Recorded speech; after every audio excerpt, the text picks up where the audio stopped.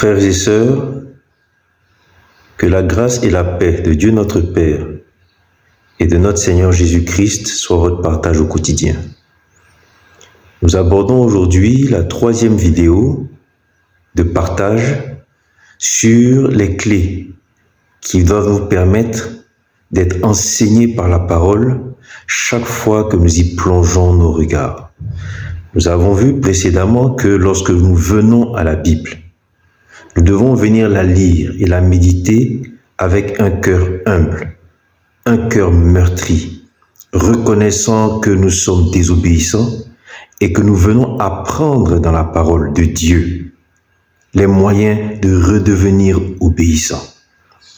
Ce faisant, nous allons voir maintenant 5 clés qui nous ont été enseignées par l'Esprit.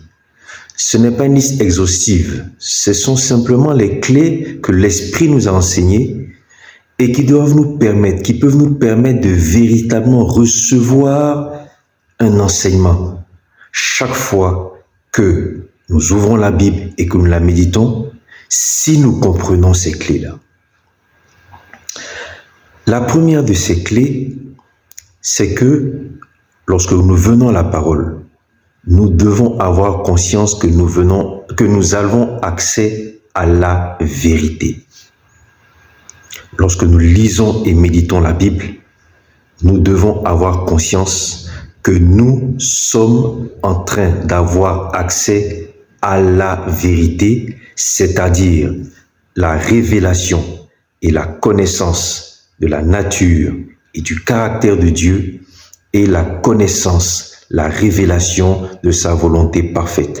La Bible, la parole de Dieu, nous donne accès à la révélation et à la connaissance de la nature, du caractère de Dieu et à sa volonté parfaite. Lisons le livre d'Exode, chapitre 6, les versets 1 à 4. Exode, chapitre 6, versets 1 à 4. Yahweh s'adresse à Moïse et au verset 2, il est dit, Dieu parla à Moïse en disant, je suis Yahweh. Je suis apparu à Abraham, à Isaac et à Jacob comme Dieu Tout-Puissant. Mais sous mon nom de Yahweh, je ne me suis pas fait connaître à eux. Amen. Lisons maintenant Jean chapitre 14, les versets 1 à 12. Jean chapitre 14, versets 1 à 12, mais nous allons commencer directement à partir du verset 9. Jésus s'adresse à Philippe. Il lui dit, il y a si longtemps, verset 9, il y a si longtemps, Philippe, que je suis avec vous, et tu ne m'as pas connu? Philippe, celui qui m'a vu a vu le Père. Comment donc dis-tu, montre-nous le Père? Ne crois-tu pas, verset 10, ne crois-tu pas que je suis dans le Père et que le Père est en moi? La parole que je vous dis, je ne les dis pas de moi-même, mais le Père qui demeure en moi fait lui-même les œuvres que je fais. Croyez-moi quand je dis que je suis dans le Père et que mon Père est en moi. Sinon, croyez-moi à cause de ses œuvres mêmes. Nous avons 2 passages. Un dans le livre d'Exode, chapitre 6, et l'autre dans le livre de Jean, chapitre 14, où les 3 dimensions du Père auxquelles nous devons avoir accès nous sont révélées. Dans Exode 6, Dieu dit, Moïse, à tes pères, à vos pères, Abraham, Isaac et Jacob, je me suis fait connaître à eux comme étant le Dieu Tout-Puissant. Mais comme le Dieu Yahweh, je ne me suis pas fait connaître à eux. Nous comprenons donc déjà que l'Ancien Testament nous révèle 2 dimensions extraordinaires du Père. Le livre de Genèse, qui concerne les pères Abraham, Isaac et Jacob, nous révèle qui est Dieu Tout-Puissant. Les autres livres du Nouveau Testament, c'est-à-dire les 4 livres deutérocanoniques, Exode, Nombre, Lévitique, Deutéronome, Les livres qui concernent les prophètes, Ésaïe, Jérémie, etc. Les livres des rois, des Samuel, tous les livres de l'Ancien Testament, en dehors de Genèse, les livres de l'Ancienne Alliance nous révèlent qui est Dieu, Yahweh. Et dans le Nouveau Testament, Jésus nous amène à connaître la révélation de la dimension suprême de qui est Dieu. Jésus nous dit, à travers moi, vous avez la connaissance de qui est Dieu, Père. Frères et sœurs, lorsque nous venons à la Bible, ayons conscience que nous venons pour apprendre à connaître Dieu à travers la connaissance, la révélation de sa nature, de son caractère et la révélation de sa volonté parfaite. Ces trois éléments nous permettent d'avoir accès à la connaissance de Dieu Tout-Puissant, Dieu Yahweh, c'est-à-dire l'Éternel, et enfin Dieu le Père. Nous allons lire le livre de Lévitique 11, les versets 44 et 45. Lévitique chapitre 11, versets 44 et 45. Dieu nous dit, « Car je suis Yahweh votre Dieu, vous vous sanctifierez et vous serez saints car je suis saint. Et vous ne vous sanctifierez point par tous ces reptiles qui rampent sur la terre. » Verset 45. « Car je suis Yahweh qui vous ai fait monter du pays d'Égypte pour être votre Dieu. Vous serez saints car je suis saint. » Par ce verset, frères, nous comprenons que Dieu, par sa parole, nous révèle sa volonté parfaite et en même temps nous révèle sa nature. Dieu veut que nous soyons saints. Pourquoi? Parce que lui-même est saint. À travers la révélation de sa volonté parfaite, Dieu nous révèle sa nature. Matthieu 5, verset 48. Dans Matthieu 5, verset 48, lors du sermon sur la montagne, Jésus dit, « Soyez donc parfaits comme votre Père céleste est parfait. » Frères et sœurs, la méditation de la Bible nous donne accès à la connaissance de la volonté parfaite du Père et nous donne accès à la connaissance de sa nature et de son caractère.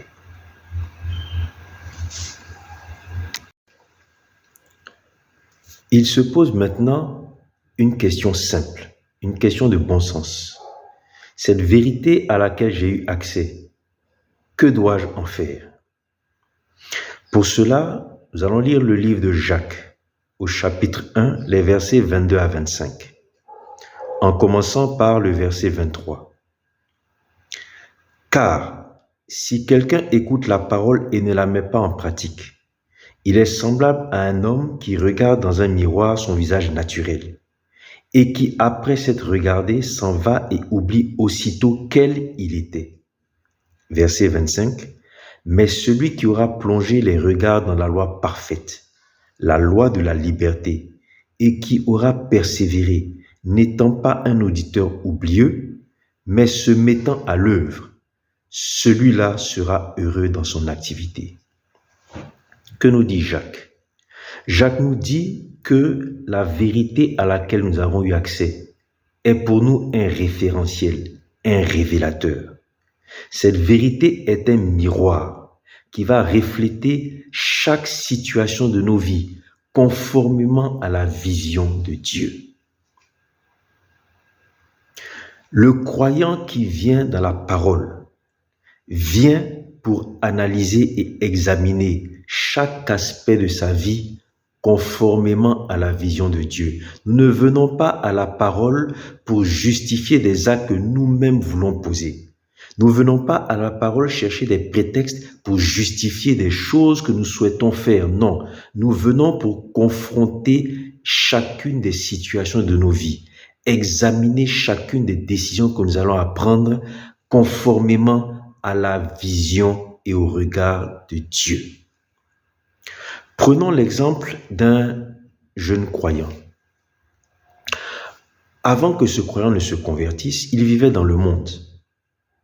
S'il vivait dans un monde corrompu, son référentiel était la corruption.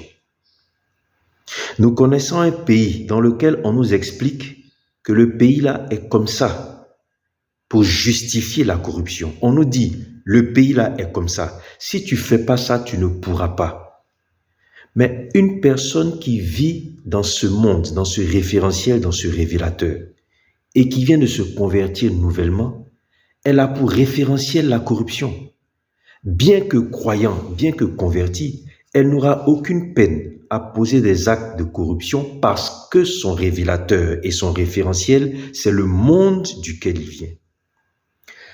Au fur et à mesure que la vérité à laquelle il a accès va grandir en lui, au fur et à mesure qu'il aura accès à la révélation de la vérité, la connaissance de la volonté parfaite du Père et de sa nature et de son caractère, il va commencer à être confronté à deux référentiels, celui du monde duquel il vient et celui du révélateur qu'est la Bible.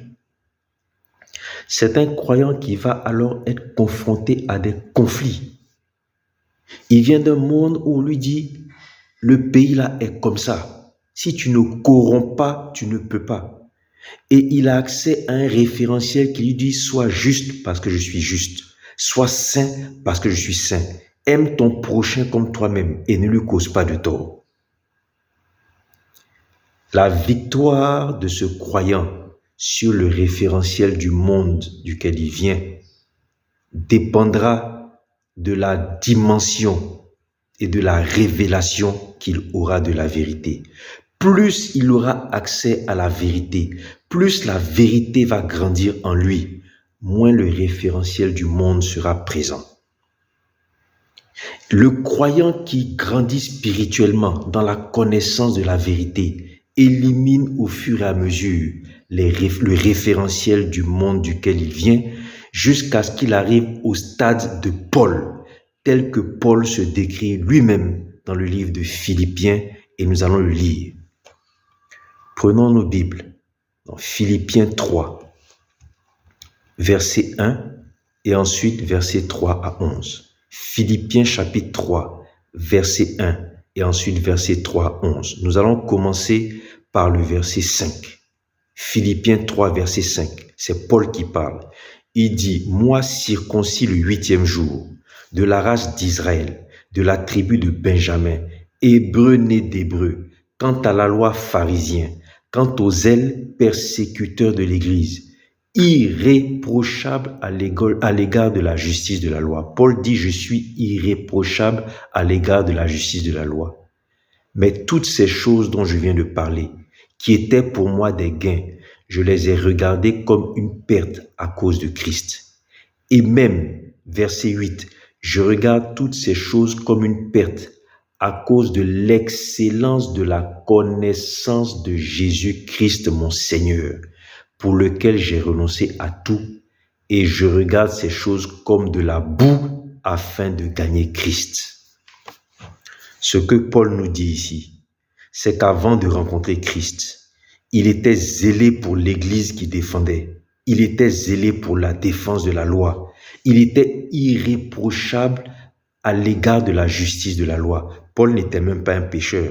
Il était un pharisien qui appliquait la loi. Mais il dit, au regard de la connaissance de Jésus-Christ, quand je vois la connaissance de Jésus-Christ, je regarde tout le référentiel que j'avais dans le monde dans lequel j'étais. La loi, tout ce référentiel que j'avais, je les regarde comme une perte. Je les considère comme de la boue afin de gagner Christ. Frère, plonger ses regards dans la Bible nous donne accès à la connaissance, à la vérité, à la révélation de la volonté parfaite du Père, par laquelle nous avons accès à la révélation de sa nature et de son caractère. Ayant accès à cette connaissance, nous devons y plonger nos regards afin de l'utiliser comme référentiel, comme révélateur, d'examiner toutes les circonstances de nos vies conformément à la vision de Dieu. Nous ne venons pas à la Bible pour trouver des prétextes pour justifier tel ou tel comportement ou telle attitude. Frère, la Bible nous donne accès à la connaissance, afin que nous ayons la révélation de la volonté du Père et que cette volonté nous serve de référentiel, de révélateur, de miroir, à partir duquel nous allons examiner chaque aspect de nos vies, conformément à la vision et au caractère de Dieu. Plus grand sera ce référentiel, moins important sera le monde dans nos vies. Et nous pourrons dire comme Paul, ce qui vient du monde, nous le regardons comme de la boue, au regard de la connaissance de Dieu et de Jésus-Christ, notre Seigneur, qu'il soit confessé dans nos vies. Que la grâce et la paix de Dieu notre Père et de notre Seigneur Jésus-Christ soient notre partage au quotidien. Amen.